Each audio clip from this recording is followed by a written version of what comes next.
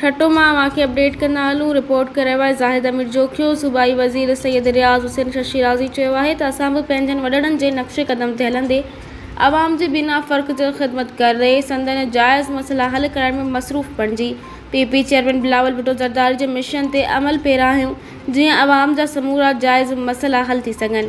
हिन इहे ॻाल्हियूं शिराज़ी हाउस ठट्टे ते आयल आवाम सां मुलाक़ातूं करण बाद रोज़ानो पाकिस्तान बुलेटिन सां ॻाल्हाईंदे कयूं। सूबाई वज़ीर सैयद रियाज़ हुसैन शशिराज़ी चयो त ज़िले ठट्टे ऐं ज़िले सिजावल जी आवाम जी संदसि वालिद बुज़ुर्ग अलहाज सैयद एजाज़ अली शशिराज़ी ऐं संदसि चाचे सैयद शफ़क़त हुसैन शशिराज़ी गॾु हद खां वधीक ख़िदमत करे उन्हनि जा मसइला हल कया, जेको हिकु मिसाल आहे।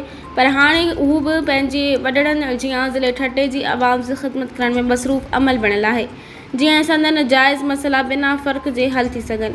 सूबाई वज़ीर सैयद रियाज़ हुसैन शशिराज़ी चयो त संदन वालिद अलहाज सैयद एजाज़ अली शशिराज़ी खे सिंध समेत पूरे मुल्क जी आवाम सुञाणे थी, जंहिं सियासत में पेर पाइण बाद 1984 खां वठी 2018 ताईं MPA थी रहियो, पर हिन कॾहिं त शिकस्त न माणी, जंहिंजो वॾो सबबु हिननि जो आवाम सां मुहबत जो इज़हार करणु तोड़े संदन जाइज़ मसइला हल करे उन्हनि सां हर ॾुख सुख में साथ ॾियणु हो।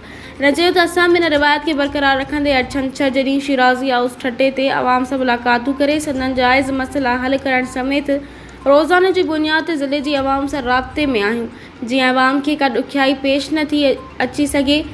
सूबाई वज़ीर सैयद रियाज़ हुसैन शशिराज़ी चयो त असां पंहिंजे ज़िले में कंहिं बि ऑफिसर जी पंहिंजे तक जी आवाम सां का बि नाइंसाफ़ी बर्दाश्त नाहियूं कंदा।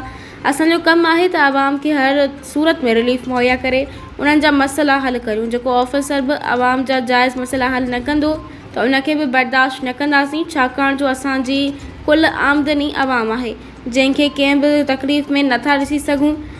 हिन चयो त पीपी चेयरमैन बिलावल भुट्टो जो बि इहो मिशन आहे त सभ खां पहिरीं आवाम जा जाइज़ मसइला हल करे बुनियादी सहूलियतूं मुहैया कयूं, जंहिं ॾे त मिशन ते असां बि अमल पैरा थी आवाम जी बिना फ़र्क़ जे ख़िदमत करे रहिया आहियूं।